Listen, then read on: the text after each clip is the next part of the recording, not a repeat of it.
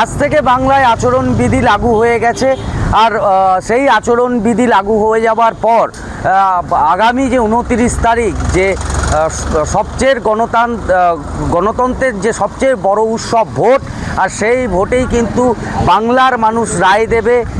তার আগেই যে ছবিটা উঠে আসছে পূর্ব বর্ধমানের, যে বর্ধমান এবং হুগলির যে একদম বর্ডার কেন্দ্রস্থল যেটা রয়েছে মাধবপুর, এবং সেই মাধবপুরেই যে নাকা চেকিংয়ের যে ছবিটা সেটাই কিন্তু আমরা তুলে ধরছি। এই যে জায়গা মাধবপুর হুগলি বর্ধমানের একদম বর্ডার, সেই বর্ডারেই কিন্তু এই মুহূর্তে নাকা চেকিং চলছে।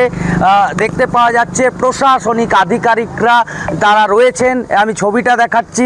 এখানে কিন্তু গাড়ির প্রত্যেকটা জায়গা খতিয়ে দেখছেন পুলিশ আধিকারিকরা, প্রশাসনের আধিকারিকরা এখানে তারা কিন্তু যেমন খতিয়ে দেখছেন, এবং এই যে গাড়ির নাম্বার, সেই গাড়ির নাম্বার কিন্তু তারা এখানে লোড একদম লিখে রাখছেন, যাতে এই হুগলি বা বর্ধমান দিয়ে যে কোনো গাড়ি পাস হয়ে গেলে যদি কোনো সমস্যা হয় তাহলে কিন্তু তৎক্ষণাৎ ব্যবস্থা নিতে পারবেন। প্রশাসনের যেই নজরদারি, সেই ছবিটাই কিন্তু নির্বাচনের আগে উঠে আসছে। তার সাথে সাথে আরেকটা যে লাগু করা হয়েছিল নির্বাচন কমিশনের তরফ থেকে, যে নির্বাচনের আগে দুদিন আগে থাকতে কিন্তু সন্ধে 6টার পর যে বাইক চলাচল যেগুলো করবে তার উপরে কিন্তু একটা নজর রাখা হবে, তেমনটাই কিন্তু দেখতে পাওয়া যাচ্ছে। যে এই যে হুগলি বর্ধমানের বর্ডার কেন্দ্রস্থল, সেখানে কিন্তু নাকা চেকিং স্পটে কিন্তু বাইকের ওপরেও কিন্তু নজরদারি চালাচ্ছে প্রশাসন।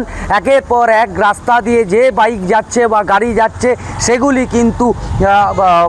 কিন্তু তারা কিন্তু আটকাচ্ছেন, এবং তার সাথে সাথে তল্লাশি চালাচ্ছেন যাতে নির্বাচনের আগে কোনো অপ্রীতিকর ঘটনা না ঘটে। কেননা আগামী 29 তারিখ গণতন্ত্রের সবচেয়ে বড় উৎসব ভোট, আর সেই ভোটেই কিন্তু বাংলাবাসী মাতবে। তার আগে যাতে এই এলাকায় বা বর্ধমান বা হুগলিতে কোনো অপ্রীতিকর ঘটনা না ঘটে, তার জন্যই কিন্তু প্রশাসনের নজরদারি চোখে পড়ার মতন।